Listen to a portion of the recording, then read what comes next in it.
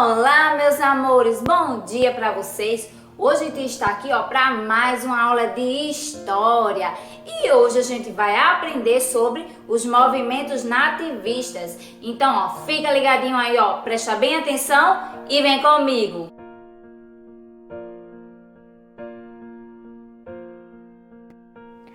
O Brasil era colônia de Portugal.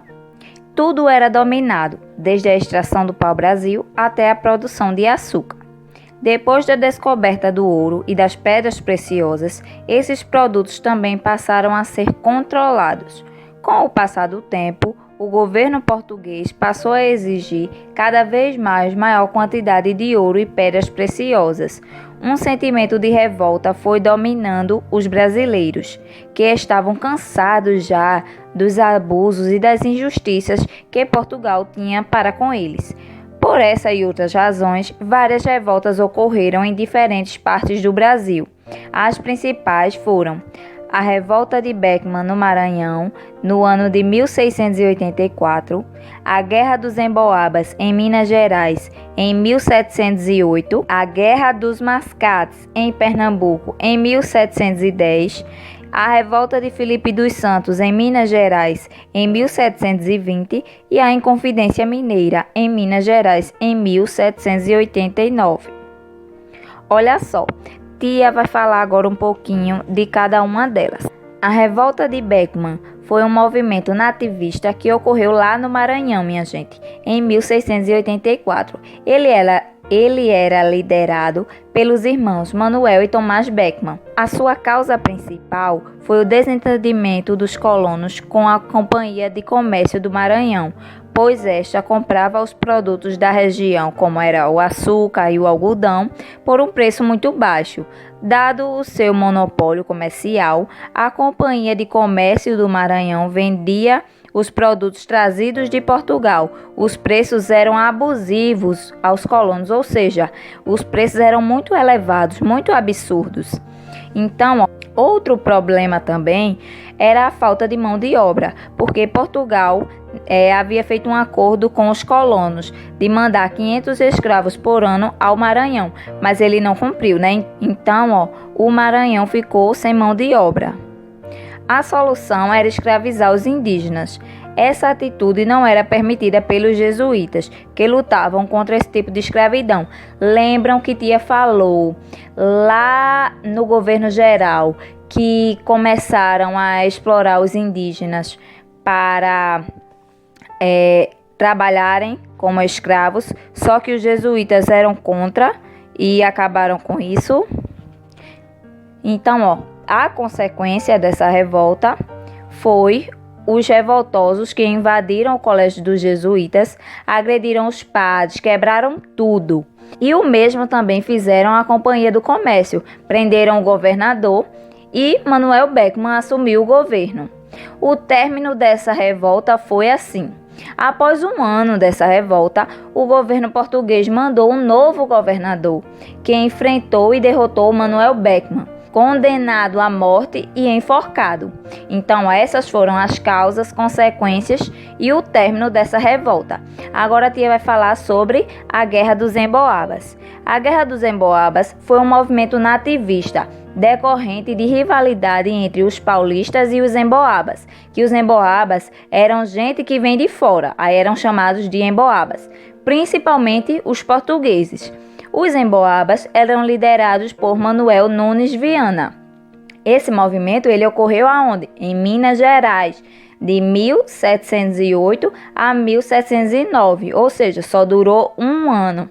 A sua causa principal era os bandeirantes paulistas que achavam que as minas deveriam pertencer apenas aos paulistas. Foram eles que descobriram o ouro. A cada dia era maior a quantidade de pessoas que vinham de fora para explorar o ouro. Com isso, os paulistas ficaram revoltados. A sua consequência foi o maior combate que aconteceu no local. Ficou conhecido como Capão da Traição, porque os paulistas caíram em uma emboscada, ou seja, uma cilada, né? Uma armação, preparada pelos emboabas. Os emboabas prometeram deixar os paulistas livres caso se rendessem. Foi o que os paulistas fizeram, mas logo que entregaram suas armas, todos foram mortos. Então, foi uma emboscada, uma cilada, uma armação para eles se renderem. Quando eles se renderam, foram mortos. E essa guerra dos emboabas terminou com o rei de Portugal, que criou a Companhia de São Paulo e Minas de Ouro. Regulamentou a cobrança do quinto, a coroa passou a controlar a exploração das minas e expulsou os paulistas, que foram explorar outras regiões. Então foi assim que terminou a Guerra dos Emboabas. Agora a tia vai falar um pouco sobre a Guerra dos Mascates. Foi um movimento nativista importante e ocorreu em Pernambuco, ou seja, no nosso estado. Ele durou apenas um ano também, que foi de 1710 até 1711. Foi provocado pela rivalidade entre os senhores de engenhos de Olinda e os comerciantes portugueses que eram do Recife, que eram conhecidos como mascates. Os chefes dessa guerra eram os senhores de engenhos, que eram os olindenses, e os mascates, que eram os portugueses do Recife. A sua causa é porque Olinda era a sede da capitania de Pernambuco. Seus habitantes, em grande maioria, eram ricos senhores de engenho.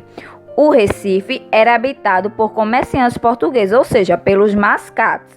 Nessa época, mesmo com o açúcar em decadência, os aristocratas de Olinda procuravam conservar seus privilégios políticos. Recife era politicamente subordinada às leis que partiam de Olinda. Os mascates solicitaram ao rei a elevação de Recife à categoria de vila. O rei atendeu à solicitação e demarcou os limites entre Olinda e Recife.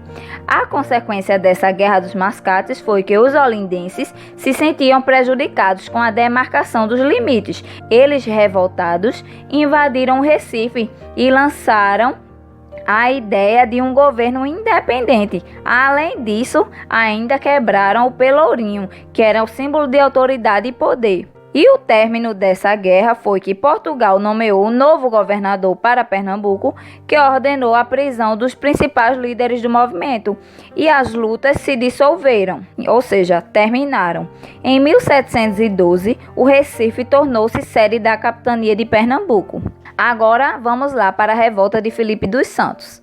Foi um movimento nativista ocorrido na cidade de Vila Rica, lá em Minas Gerais. Esse acontecimento foi em 1720 e era liderado por Filipe dos Santos. A sua causa era que o governo português, com o objetivo de tirar o maior proveito da exploração do ouro nas minas, estabeleceu que a quinta parte, ou seja, 20% de todo esse ouro extraído, pertenceria a Portugal. Esse imposto ficou conhecido como o quinto. Para garantir a cobrança, foram criadas as casas de fundição, onde o ouro era pesado e quintado, ou seja, tinha parte separada, pois pertenciam à coroa portuguesa. Depois o ouro era derretido, transformado em barras, marcado com símbolos da coroa portuguesa e enviados para Portugal. A consequência dessa revolta foi que, algum tempo depois, uma multidão de revoltosos dirigiu-se à casa do governador. Os manifestantes, chefiados por Filipe dos Santos, queriam que o governador mandasse diminuir os impostos e fechasse as casas de fundição.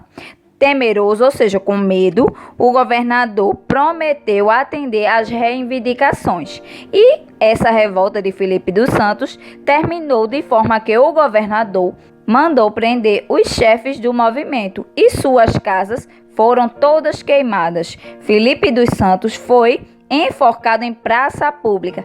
Depois, seus braços e pernas foram amarrados em 4 cavalos que correram em direções diferentes, ou seja, os cavalos se esticaram, cada um foi para um lado e assim ele foi todo despedaçado. Agora vamos lá para a Inconfidência Mineira.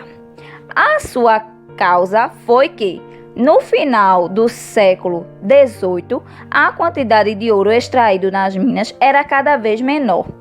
E o governo português continuava a cobrar altos impostos, provocando grande revolta do povo, que não podia pagá-los.